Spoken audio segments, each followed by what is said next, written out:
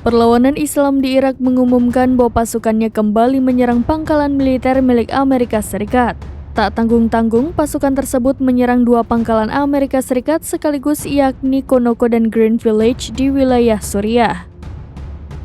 Dikutip dari Al-Mayadin, Irak melancarkan serangan itu pada Sabtu 27 Januari 2024 pagi.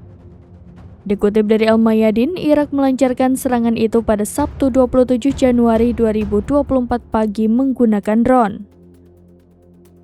Pangkalan yang diserang yakni di ladang gas Konoko dan pangkalan di sekitar desa Al-Qadra.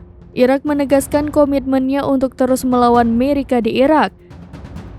Mereka tak segan menargetkan basis-basisnya di wilayah tersebut. Irak menegaskan bahwa operasi yang mereka lakukan sebagai respon terhadap pembantaian pendudukan Israel di jalur Gaza.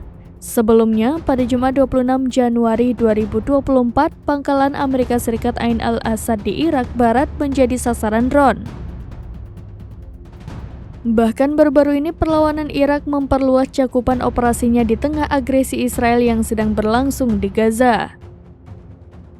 Sekretaris Jenderal Kataib Said al-Shuhada, Abu Ala al-Walai mengumumkan bahwa perlawanan telah beralih ke tahap kedua operasinya, di mana mereka akan berupaya untuk menegakkan blokade rute maritim Mediterania ke pelabuhan-pelabuhan yang diduduki Israel di wilayah pendudukan Palestina.